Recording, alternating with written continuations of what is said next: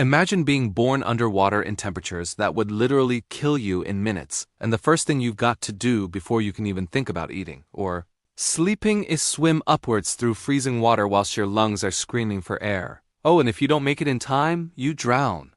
Welcome to being a narwhal, mate. Right now, you've just been pushed out into the Arctic Ocean. The water's so cold it feels like knives against your skin. Chunks of ice are floating everywhere, and you've got about 60 seconds to reach the surface before your tiny lungs give up. No pressure, though. Your mom's right there, bless her, nudging you upward with her snout. She knows you're brand new at this whole breathing thing. You kick your little flippers frantically, fighting against the weight of the water. Every second feels like an hour. Your chest is burning. The surface looks miles away. Then suddenly, splash, you break through. That first gulp of Arctic air hits your lungs like fire. It's absolutely freezing, but somehow burning at the same time. But you did it. You're alive. For now anyway. Back underwater, your stomach immediately starts throwing a proper tantrum. You're starving. You nudge closer to your mom and find what you're looking for: milk that's thick as double cream. This isn't your average milk, though. This stuff's loaded with fat, designed specifically to pack blubber onto your tiny body. Because in water this cold, if you're not properly insulated, you're basically a fish finger waiting to be frozen. But even having a nice feed isn't straightforward up here. Every few minutes, you've got to stop guzzling and follow your mom to find another breathing hole. When the ice above is too thick, she uses her long spiral tusk. Yeah, that's right. A proper face sword to smash through the frozen ceiling and create a breathing space for both of you. It's like having a Swiss Army knife attached to your head. Your eyes are still adjusting to this bizarre world of light and shadow. Everything looks weird and distorted. That dark shape in the distance. Is it just another chunk of ice, or is it something that wants to eat you? Oh no, you spot it clearly now. A massive dark shape gliding through the water like death itself. Your tiny heart nearly stops. It's an orca. 3 times bigger than your mum. Basically the ocean's apex predator, the underwater equivalent of a great white shark crossed with a serial killer. Even at just a few days old, you instinctively know that dark shape means one thing: death. Your mum immediately positions herself between you and the killer whale. Her tusks pointed forward like a jousting lance. It's properly brave, but let's be honest, it's also pretty hopeless. An orca could tear a narwhal apart if it fancied it. They're absolute units, those things. But today, luck's on your side. The orca's probably already had its breakfast and can't be bothered dealing with an angry mum wielding a face spear. It slowly turns and disappears into the murky blue. You've just had your first near-death experience, and you've learned an important lesson about what to do when you see an orca. Ready? Here's the secret survival technique. Stay behind your mom and pray it's not hungry. Brilliant plan, innit? Just then, more narwhals appear from every direction. It's your pod returning from their hunting trip. Turns out you're not just surviving with your mom, you're part of a bigger family. The water fills with clicks, whistles, and calls as they check if everyone's alright. It's like your pod's got its own secret language, which, to be fair, they absolutely have. The next 20 months are basically narwhal nursery school. You stick close to your mom, drinking milk rich enough to make you balloon up with blubber, and learning the survival rules of this frozen world. It's all about staying warm, finding air holes, and not getting eaten. Simple stuff, really. But then your milk-guzzling baby days come to an end.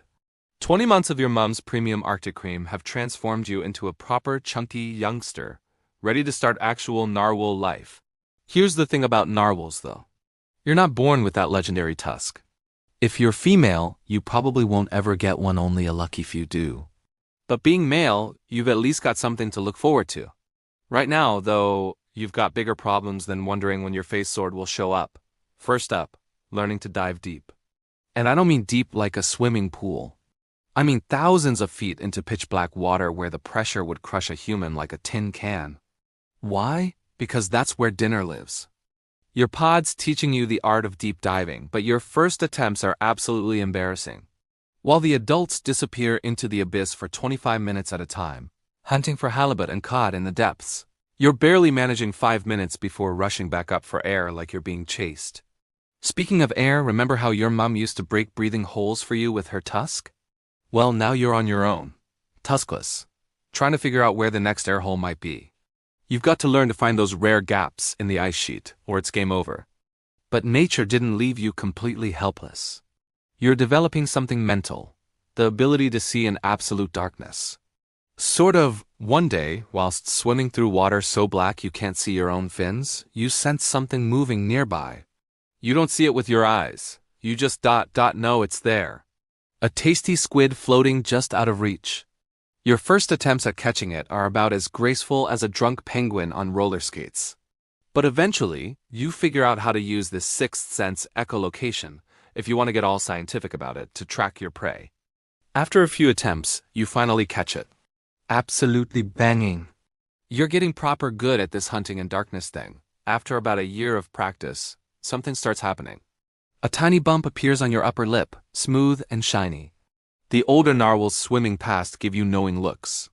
Your tusks finally starting to grow. Even though it's barely longer than your flipper right now, you're already practicing your best unicorn pose. Got to start somewhere, yeah? One day, whilst hunting in the depths alone, feeling pretty confident with your baby tusk, you spot a Greenland shark.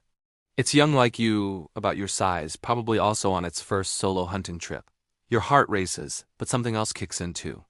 A desperate need to prove yourself, to show you're hard.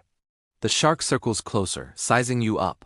You point your small tusk forward, trying to look intimidating, though you probably look more like a kid wielding a plastic lightsaber. The shark lunges. You dodge and swing your tusk, managing to scratch its side.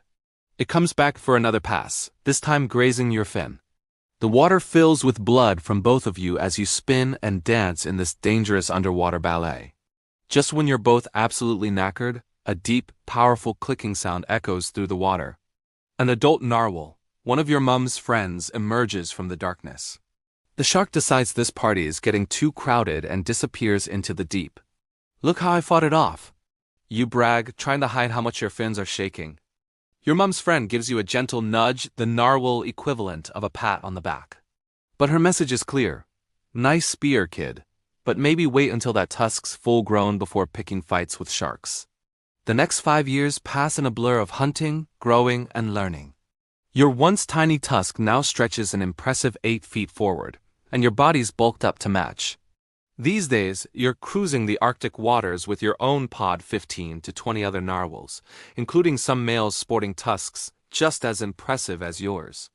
Together, you've carved out your own territory in these icy waters. Most predators don't dare come near a group of narwhals with spears on their faces. It's like a medieval army, but underwater.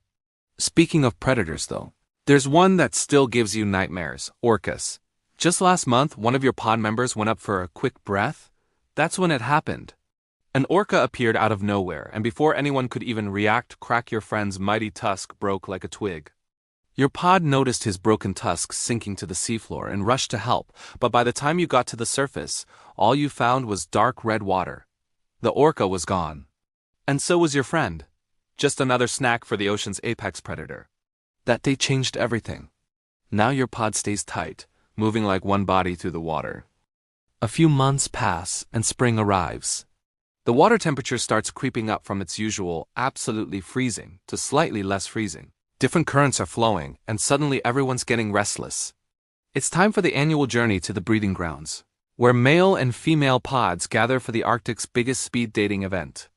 These aren't just any random spots in the ocean. Narwhals have been meeting here for thousands of years specific, areas in Baffin Bay where the ice starts breaking up first in spring. Hundreds of narwhals who've been living in separate boys and girls pods all year suddenly meet up in one place. Imagine a bunch of nervous unicorns with 9-foot-long ice picks trying to flirt. It's properly awkward. Your pod starts the journey, and you can already feel the excitement building. Other male pods are heading the same way. Everyone practicing their tusk moves like teenagers getting ready for prom.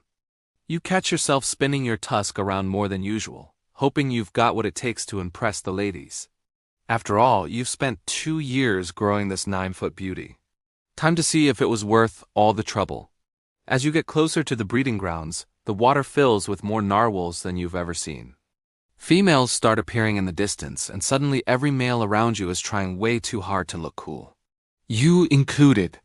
Your smooth spin move turns into an awkward twirl, and you almost poke another male in the side. Great first impression, then you spot her. A female narwhal gliding through the water with the grace of an underwater ballerina. In your rush to show off your magnificent tusk, you manage to tangle it with another males who had the same idea. The whole breeding ground looks like an underwater talent show gone wrong.